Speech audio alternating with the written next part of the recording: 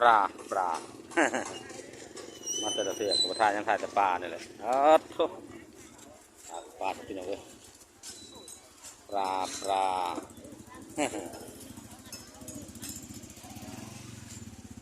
ปลาปลาเข้ปลาเข้ปลาตัวไก่ตัวเก่งบ่เนี่ยเอาเลย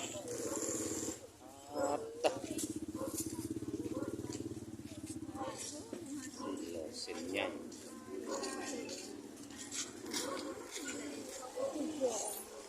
ปลาจุปลาจุ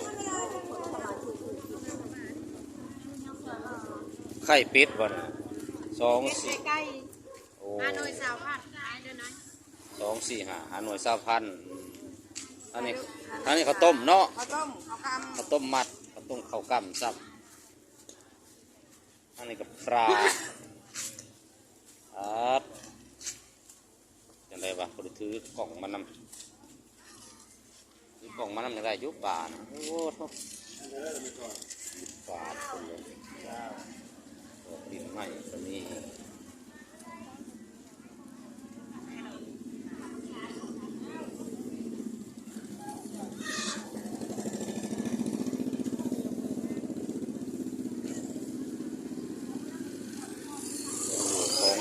พักนั่งอังหยา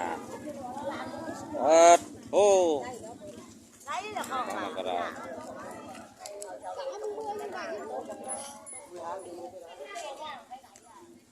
กินหวาน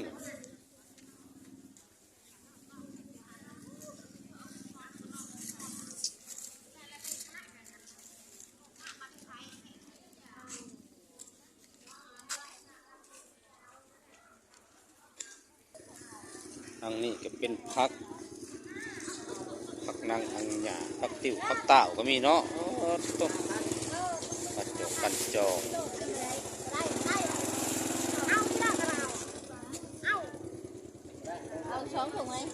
ปลาโอ้ยน้องบริซื้อโพมาซื้อปลา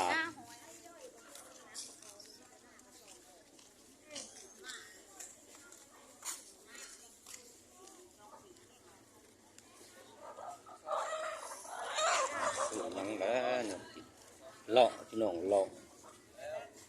ตลาดเสียโปนน้ำเสา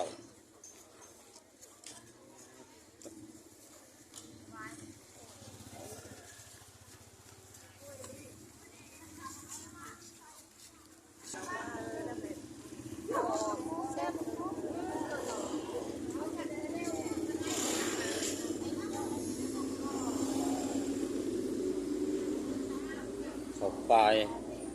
อาหารสัตว์เลี้ยงมาเลาะอีกกับคนเลาะมุมอีกก่อน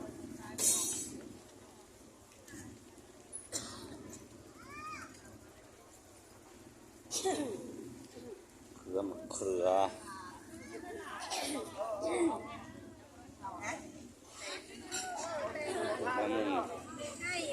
ของขายลายมุมเป็นพักนั่งอะไรเงี้ย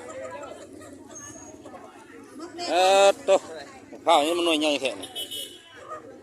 หน่วยใหญ่ข้างนอกข้าวไม่ใหญ่ดี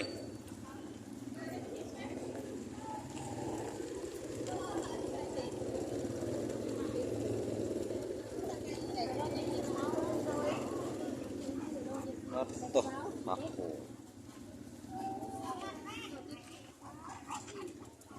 คือก็ปวดว่าก็ขันสมพักผักขะแยงโอ้ผักลายให้มุมเนี่ย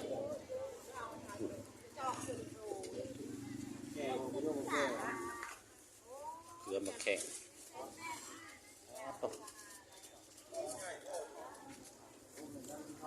เฮ็ดยังไงเฮ็ดคมบอกโอ้กล้องอะไรเฮ็ดคมเฮ็ดอะไรวะต้มละเอียดน้ำเอาเป็นเก็บกินเป็นกินลูกก็ได้เฮ็ดยุกเก็บอันไหนใส่ปลายุค่าบ่ปลายังกับปลามิกขนาด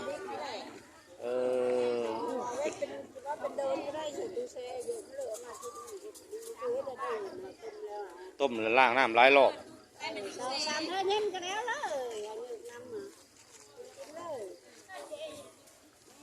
สิบเบื่อบอกว่า อันเดียวเราเบิ่งสักก่อนแกงเห็ดขมโอ้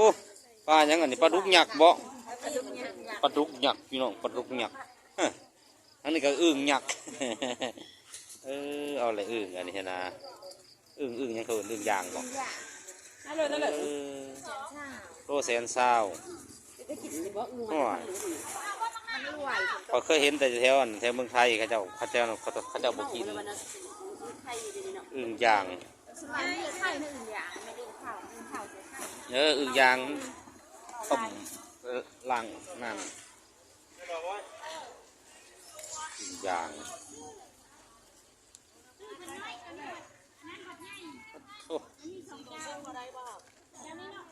เก็บภาพบรรยากาศตลาดเซโปเด้อทุกคนเดินเนาะของอยู่ของกินพังนั่งอังอย่างหลายขนาดเลยบ้านนั่นนะทุกนั่งนี่ก็ได้พวกแตง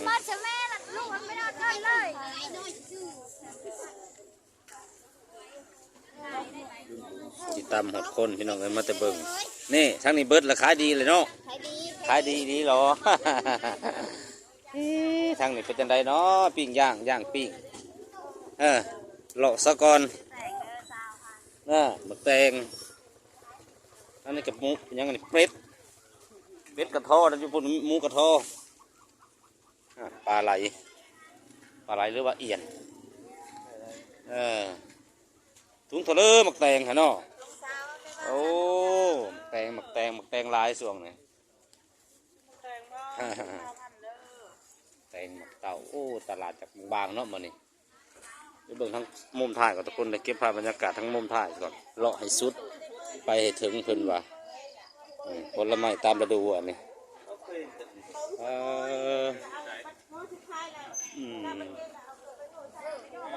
เฮ็ดทั้งวันเฮ็ดยังเฮ็ดเพิ่งบ่น่ะเฮ็ดคมอยู่ค่ะกองทะเลกอง10,000เป็นจะได้กินป่ะไปต้มไปลวกต้มให้มันจืดโอ้ใส่สมหลายๆเนาะมันยังจืดเนาะต้มเย็นน้ำจืดเอาเลยได้ต้มเย็นน้ำแล้วก็พอดีโอ้เบิ่งก่อนฮะโอ้ยมันยังเจ๊ทั้งไหนเบิ่งทั้งนี้ก่อนมิแต่เลาะซื่อๆมันยังเขียนหมู่โอ้ยเขียนหมู่กันยังได้อยู่น้ำนี่เอาเยอะเอาไปยังไปแห้งบ้านนี่จิโร่กองใส่กองจิโร่คุณน่ะก็นับตัวละพันแต่ชื่อซอยตลอดเพิ่นน่ะเขาเอิ้นเขาเคยหล่าเขาเอิ้นเคยเท่าบริกินแกงเห็ดเผิงกินแกงเห็ดขมเลยบ้านนี่เห็ดขมไป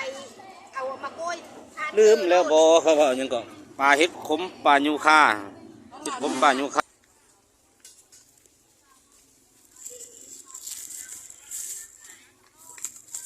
ได้เห็ดขมทุกคนเลย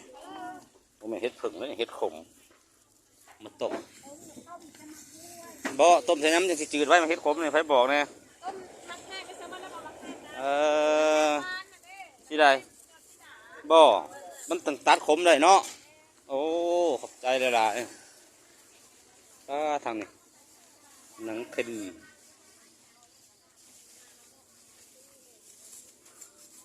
เลาะจนถั่วทุกคนเลยสุดท้ายได้เห็ดขมถุงละ20,000มียังทั้งนี้คิงหมดมียัง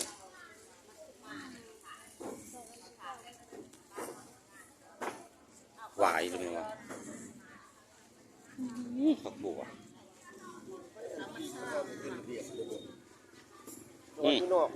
น้องโอ้น้องคนจอดสัวข้าวผมรู้ว่าจอดเทิงกันสัวข้าวมียังอันนี้มักเดือเนาะกินสมกินเมียงเนาะถูกตัวแลนพี่น้องเบิ่งตัวแลนน้ำกันยังได้อยู่นอนแลนช่วงนี้ก็ได้หมักโตหมักแตงยังขนวยใหญ่แท้นี่แตงให้ถุงเท่าไรหมักถุงกันน่ะโอ้ยเนาะเอาหมักแตงงามหมักแตงงามแตงให้แตงจริงงามทุกคนเลยงาซื้อกับเข่าได้บาทนี่ได้โอ้ยมะกล้วยเงา มุมสุดท้ายคือหมองปลาเนี่ยแหละทุกคนเลยเอามันจับผ้าปลาอีกก่อน ปลาเค็งยังหายใจงับงาบยังสดๆอยู่ได้ทุกคนเลยยังสดๆเลยปลาเค็งหางแดงปลายอนห้อยเท่าไรปลายอนฮะห้อยละแสนตักตุดยาก็ได้ปลายอนก็ได้ไปแกงเสตีเนาะท่านนี่กับปลาขาวห้อยเท่าเดิมเนาะเนี่ยห้อยละ20,000บอกกินอยู่ได้ห้อยละ20,000เต็มที่โอ้ขอยยังสิไปเมื่อหนาอยู่เช้าเลย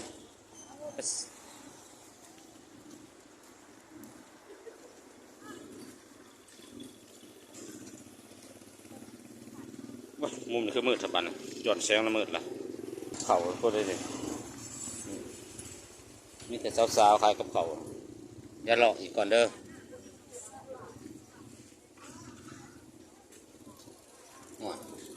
นี่มันโคกใหญ่เนาะ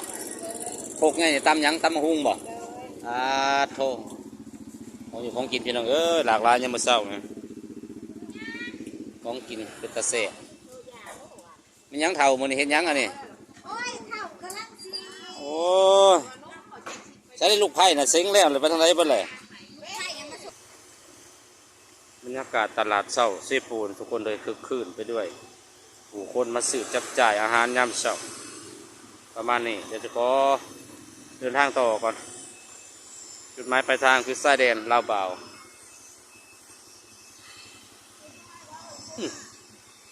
เดี๋ยวจะพาทุกคนไปเบิ่งมุมหนึ่งก่อนหมูกระทอเนาะที่ว่าหลายๆเศษหลายๆยูทูบเบอร์ที่ว่าผ่านมากจะเก็บภาพบรรยากาศมองหมูกระทอ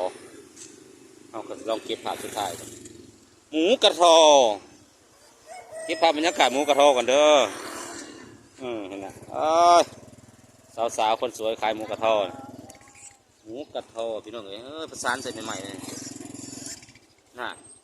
ห้องดูดอยู่ ใจเด้อ หมูกระทอหมูกระทอคนยังแม็กไปได้มาหลอกบ่เดียวนี่โอ้เรามากายมากว่านนี่บ่ว่านซื้อน่ะเนาะเมื่อเราคอยพ่อเจอเราอยู่ใช่ป่ะอยู่บันดงคนยังแม็กเราไปจนทั่วประเทศลาวได้เรายอมเราไปไปแล้วนี่ก็ได้ไปเฮ็ดขมยูคาถุงหนึ่ง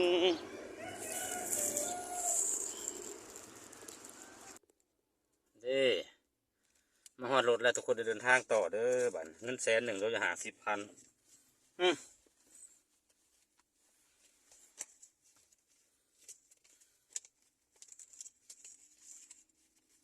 จักสิกินยังแต่ละมื้อก็ได้ไปแล้ว